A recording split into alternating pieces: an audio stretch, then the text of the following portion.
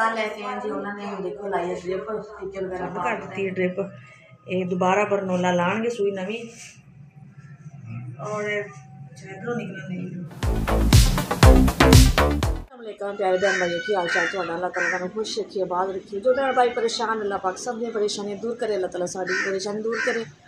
जो बीमार ने अस्पतालों घरों अल्लाह पाक तंदुरुस्ती लम्मी जिंदगी देवे उन्होंने जिन्हों की औलाद नहीं है अल्लाह ताला नेक साले औलाद देवे इसे नेक दुआ नाल वीडियो दा आगाज़ करते हैं जी और अल्लाह ताला नदीम नूं तंदुरुस्ती लम्मी जिंदगी देवे। असीं जा रहे हैं जी अज हस्पताल नदीम लैके और सर्दी भी अज इंतहा दी है बहुत ज़्यादा हवा भी इन्नी तो धुंध भी इन्नी शदीद है ना कि बाहर कोई चीज़ नज़र नहीं आ रही इन्नी ज़्यादा सर्दी है। तो रात भी लै गए थे असीं हस्पताल तो काफ़ी लोगों ने कहा भी ये बहुत अच्छा डॉक्टर है और बड़ा डॉक्टर है MBBS है और काफ़ी लोगों को आराम आया तुसीं उहदे कोल जाके देखो। तो मैं कहा चलो उहदे कोल लै जन्ने सानूं ते आराम नाल गर्जा कितों ही आ रहा है प्राइवेट आ पैसे कहते लग जाते लेकिन आराम आ जाता मरीज़ तो ये है वा। रात लै गए सी उन्होंने टीके 2 लाए ने पता नहीं नशे का करके पे रहे ने रात सूरत नहीं सी है भी जाहिर है कोई भी दवाई देना ना डॉक्टर तो कुछ नशा बिच हुंदा चलो मरीज़ आराम करे तो फिर हुण उठे ने 3 बजे ही उठ गए सी रात पूरी नहीं सौंदे 10-11 बजे सुते ने और 3 बजे उठ गए सी उदों फिर बाजार मैं चलो हम लैके जाने उन्होंने कहने चैक करो इन्हों कोई अच्छी दवाई दवो इन्हों आराम आना ना बने जो जगह जगह धक्के खाने हैं एक जगह तो चलो आराम आ जाए जी। देखो धुंध बहुत तेज़ पई हुई है सामने मस्जिद का मीनार नज़र नहीं आ रहा बिल्कुल थोड़ी जी हुण घट गई है तो साड़ा दरवाज़ा नज़र नहीं सी आंदा इन्नी ज़्यादा धुंध सी ना दरख्त बिल्कुल नज़र नहीं से आते थोड़ी जी उन्हें हवा चलन दी है थोड़ी जी ना धुंध उपर हो गई है। देखो हम बाहर का भी दिखाने जी साड़ा दरवाज़ा बिल्कुल भिजया पिया है बारिश भी नाल ना हल्की हल्की है देखो गिला है ये देखो पानी नज़र आ रहा है ना दरवाजे से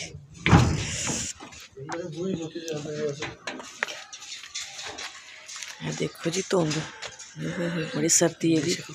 सुबह सुबह छोटे छोटे डॉक्टर लैके जा रहे दवाइयां किसी का भी समझ नहीं आ रहा अज हस्पताल लैके आए जी उन्होंने देखो लाई ड्रिप टीके वगैरह पा के पहले वैसे ना टीके लाए थे क्योंकि थोड़े चक्कर होर ज्यादा थोड़े आने क्योंकि ताकत के टीके होंगे ने दिमाग सिर करके अगे भजे फिरते भी चक्कर हटने दे और सिर जोड़ा ब्लड का बहुत ज़्यादा तेज़ हम असं आए ना डॉक्टर चैक किया बहुत तेज़ सी ब्लड तो इस वास्ते टीका लाया कंट्रोल हो थोड़ा जहा ड्रिप लाई उन्होंने तो अल्लाह करे अल्लाह तंदुरुस्ती दे किसी तरीके आराम आ रही उसी तो बस यो कहने का आराम आना चाहिए हूँ लाई है तो मिला जरा टेक गया नहीं तो जरा भी नहीं टेकते उस टाइम उठ के बह जाते हैं या जाहिर है तंदुरुस्ती हो तो हर चीज़ अच्छी लगती तंदुरुस्ती नहीं है तो कोई चीज़ भी अच्छी नहीं लगती मैं क्या चलो तुम घर ला लो लेकिन डॉक्टर की मननी पैंती है जी वो कहते जी नहीं तुम इत्थे लवाओ क्योंकि साढ़े अखां सामने होएगा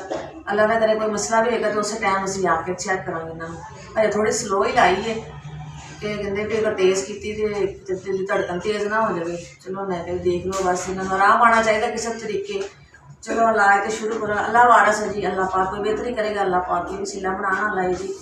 जाहिर तुहानूं पता कि हस्पतालों में बड़े पैसे लगते हैं तो जो मरीज़ बीमार हो तो घर पिया तो वैसे फिर नहीं ना बर्दाश्त होंदा जरा कि तकलीफ होए इन्हां नूं जिहड़ी तकलीफ है उस तो ज़्यादा मैनूं होई हुंदी है मैं परेशान हुई किसी तरीके ये सही हो जाए चलो अल्लाह करके सही हो जाए बस प्यार भाई सब दुआ करें इन्हां वास्ते अल्लाह पाक इन्हां वास्ते बेहतरी करे। मैं और मेरा देवर आए लैके इन्हों मैं उन्होंने कहा उन्होंने मोटरसाइकिल आया सी मैं भाई लैके जाना तबीयत खराब और जाके मैं कोई चेक कराइए और दवाई वगैरह लैके दी इन्हों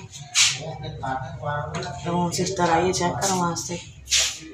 देखो जी सिस्टर आई से हुणे चेक करके गए ने और बोतल भी ज़्यादा तेज़ तो नहीं किते और जरा कि सो गए ने कहती नहीं कुछ नहीं होंदा टीके पाए इन्होंने बोतल च फिर वैसे भी लाए ने और जरा थोड़ी देर भी सुकून रहेगा इन्हों फिर ड्रिप खत्म होएगी फिर देखते हैं जी डॉक्टर की कहता है छुट्टी देंदा है हाले कि नहीं देंदा वो कहता जरा सही होएगा ना फिर छुट्टी देनी है फिर छुट्टी कोई नहीं देनी तुसीं कहोगे बोतल लगा के उस टाइम घर चली जाए नहीं असीं देखांगे इहनूं कंट्रोल होएगा अगर घर जाने वास्ते भी बेहतर ने ठीक है नहीं तो असीं इन्हों रखांगे इत्थे दिहाड़ी रखिए शायद भी 1-2 दिन रखिए बस जी अल्लाह पाक तंदुरुस्ती देवे, इन्होंने अल्लाह पाक परेशानियां दूर करे। और बच्चों मैं घर छोड़ के आई हाँ जी उधर उन्होंने आंटी के घर। और इधरों निकलन नहीं इतने सूई रुक गई ना, बोतल नहीं चलती पई तो यह देखो सूज पै गई है। हम बंद कर दी है ड्रिप, ये दोबारा बरनोला लाएंगे सूई नवी फिर चालू करेंगे बोतल। और मैं गई सी जी घर, देवर मेरा इतने संदीप और मैं हूँ चाय बना के लैके केक और चाय। डॉक्टर कह रहा कोई चीज़ इन्होंने खाने दो। अमरीक मेरे नाल आया है लाया जी बरनोला। पहले लगा सी मुनी भी तो ऐसा हथ लगा है, देखो सूई हिल गई ना बहुत ज़्यादा, आ सारा आलू ही बन गया देखो इत्थे लगी हुई सी। हुण उधर लाया है तो हुण चलीए दोबारा। देखो जी मनीब मेरा हुण नाल आया जी, उधर छड़ गए से अपनी बुप्पो वाल मनीब नूं और इकरा नूं। मैं क्या इन्होंने भी अस्पताल लैके जाना तो हुण मैं नाल मेरे नाल आ जाओ। चाय वगैरह बना के लियाई है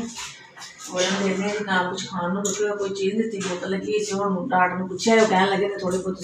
चाय और केक वगैरह उसे दे सकते हैं। चलो मैं क्या हुण इन्होंने दईए सही।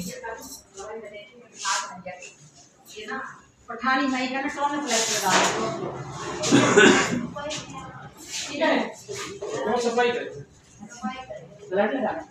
बोलना पड़ेगा।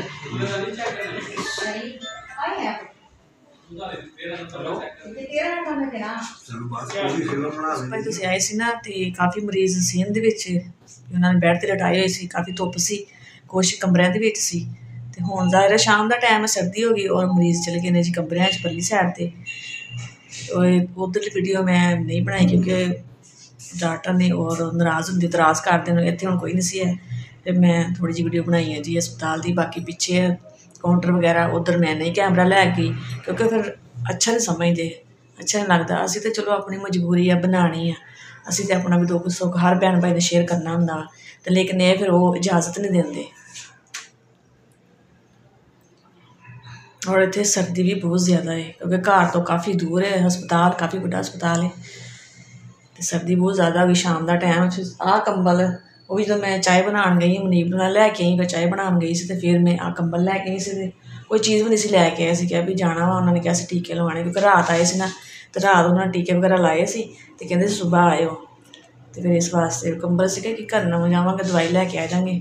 तो फिर दोबारा जाके सानूं भी कंबल लियाना पिया।